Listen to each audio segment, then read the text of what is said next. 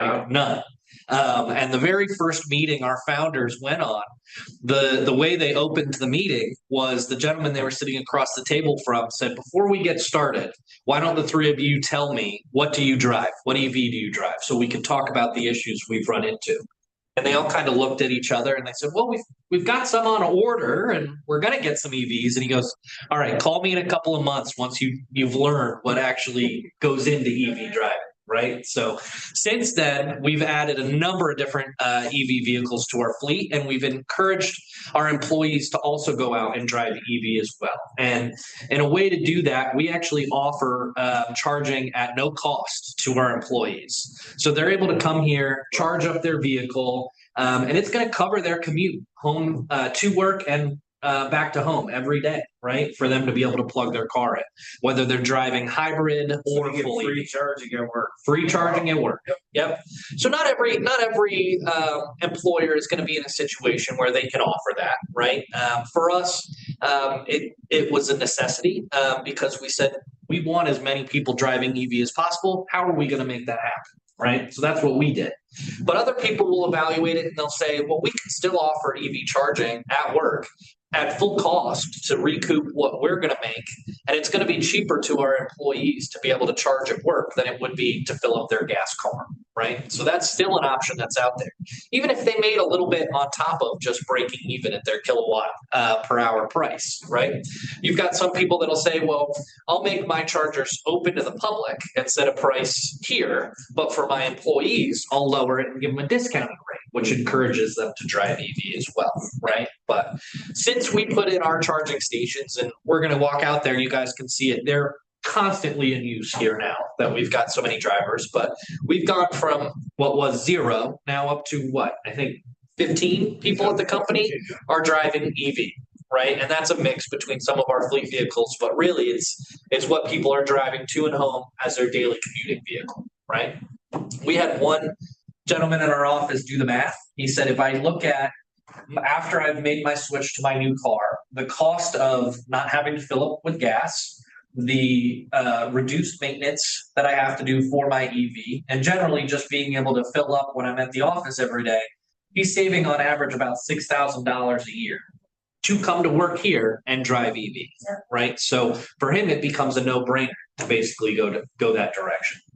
But essentially, that's what Blue Whale is here to do: is help organizations, help government entities, help private individuals, help multifamily communities, whatever that looks like, evaluate what's going to be ultimately the best bet for them for EV charging adoption and what the use case is going to be within that organization. So I think I wanted to ask you,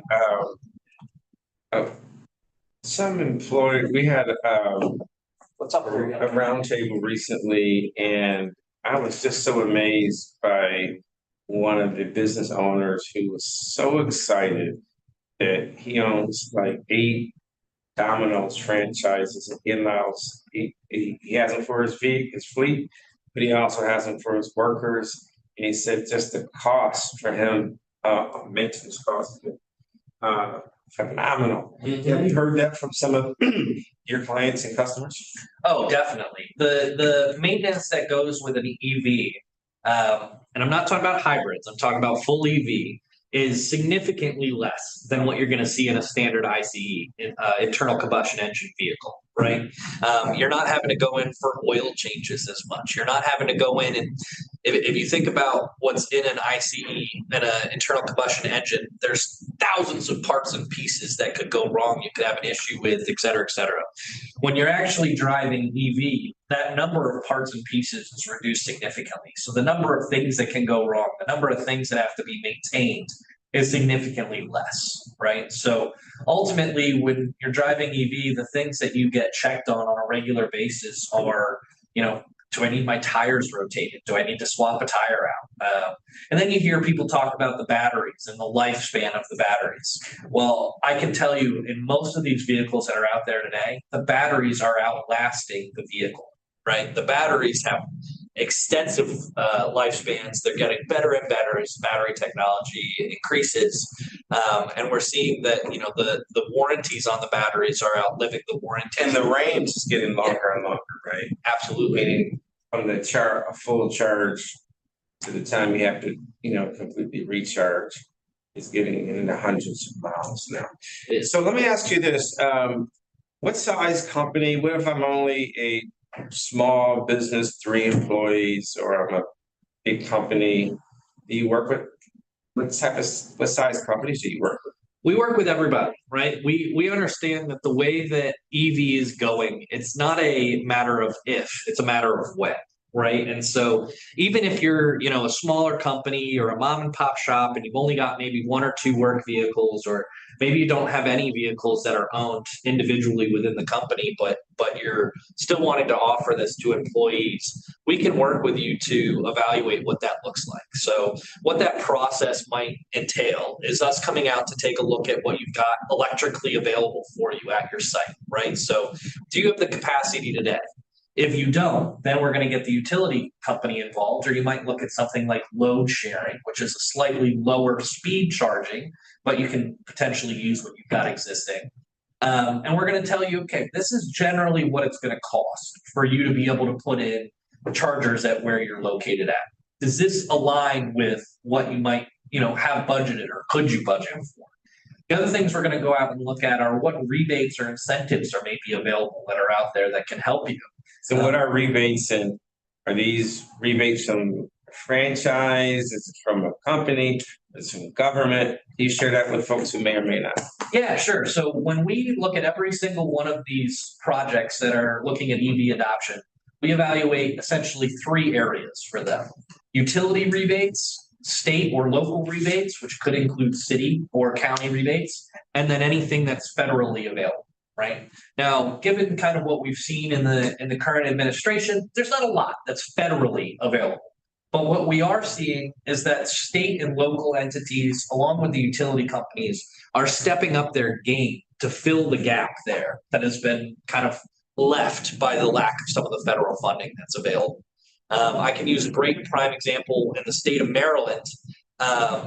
The Exelon companies, so primarily BGE, you've also got Pepco, and you've got Delmarva, are looking at fleet conversions, essentially. So they can come out and do an analysis of your existing fleet vehicles or your plans to add fleet vehicles, make a recommendation for electrifying them, and then help offset some of the costs for that make-ready work to electrify your fleet. Right? And what is make ready for an employer? So small business, institution, regardless of size, what is make ready? So make ready is the electrical work that you need to do in order to power your chargers. So when we come out and look, you might only have, and I don't want to get too in the weeds of technical, but you might only have X amount of power left, and you need X times 2 to power the chargers of what you actually need. So that make ready work is what we're going to do to help you get that power ready. Or maybe you have enough power, but you need an additional panel, or you need some additional breakers, or you need to run the conduit and wire to where the charging stations are going to be. All of that's considered make ready work to then energize those charging stations. And you get grant, you may be able to get some grants for that, right? Exactly. From both your utility company, from your local or state government, or some other entity that may decide they want to help support these efforts. That's exactly right. So what we do is we analyze all options that are out there. We make recommendations based on what's available to you. And then basically we like to call it an investment summary as opposed to a proposal.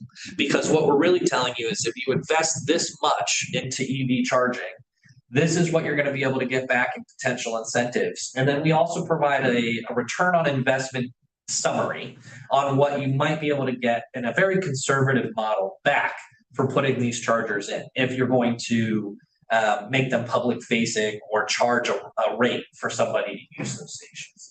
Now, if you're going to give it away like we do for our employees, that ROI is not going to look that pretty for you, but you're going to see it in other ways, right? In the sense that we've got a great employee retention. You're encouraging people that are in the industry that drive EV to be able to come and do this and charge at work. And I think you mentioned it earlier, Antoine, about getting people to come back to the office. I think we went through a long span of time where people got, maybe comfortable working from home or working from wherever they're at. There is a reality that there are certain industries that need people physically here, right, in the office, and being able to offer them a way to, cover the cost of their commute is a great way to encourage them to be here. Awesome. So final question for you. How important is planning, and do you help them plan for this? Planning is the most important part. I'd say if we were to say, if you break down the actual process of getting EV put in, maybe 20% of that is the actual installation part. Maybe 10% of it is getting the charger up and running and commissioned and working the way you want to. The rest of that, right, that 70% that's left is the planning, the design, the engineering, and the permitting. So us really holding your hand through that process of understanding, what do I need to do to get EV chargers put in? And we take that off your plate, because if you're going to try to go out by yourself and figure out all those different components, it's doable. You can do it, but it's going to take you longer and it's going to be more frustrating than if you just come to us and let us take it off your plate. And what if last question, and what if they have some chargers at their place now and they're not satisfied with that? Or if they bought some chargers and they don't know how to get them installed? Do you help any of those two scenarios? Both of those scenarios we can help with. So if they've already purchased chargers, but they didn't have somebody come out and look at, what electrically do I need to do to get those installed? That's easy. We can come out and make that recommendation, help them through that process, and even install the chargers that they already selected. So that way they know, we picked what we wanted. Now these guys are going to show us how to make that work, right? The other option is if they don't know where to start, or they already have chargers that are installed, but they haven't liked what they're doing. We can come out, we call it a remove and replace price, R&R is probably what people have heard it referred to as, where we're going to make recommendations to remove the existing device they have if it's not doing what they want it to do, and put in one that's going to be a better use case for them. There are also scenarios out there where somebody might say, I just spent my entire budget on the chargers that I put in, and I didn't realize it wasn't going to do what I needed it to. How can you help me with this? Well, there are certain software entities that are out there that we work with on a regular basis that may be able to, it's not every case, but in a lot of them, take that software that's existing that does what that customer wants to do and put it on a charger that they may have bought through somebody else. So you'll hear it talked about out here, OCPP, Open Charge Point Protocol. If that charger is at the highest level of OCPP, then a lot of these softwares are interchangeable on those devices to make sure that you've got the best use case for what you're looking to do. All right. Well, you heard it right here at Blue Well EV. If you want to continue to watch this, we're going to have a quick presentation right outside at their EV charging station. We'll see some vehicles charging at work. And we're also going to present them with a nice certificate for being a place that has workplace charging. So you can go follow us right on Facebook, because I don't know if we're going to be able to see, the cameras don't go outside. So go to our Facebook page. We're going to be on Facebook in about 2 minutes, okay? So follow us right over to Facebook. Thank you. Thanks, everybody.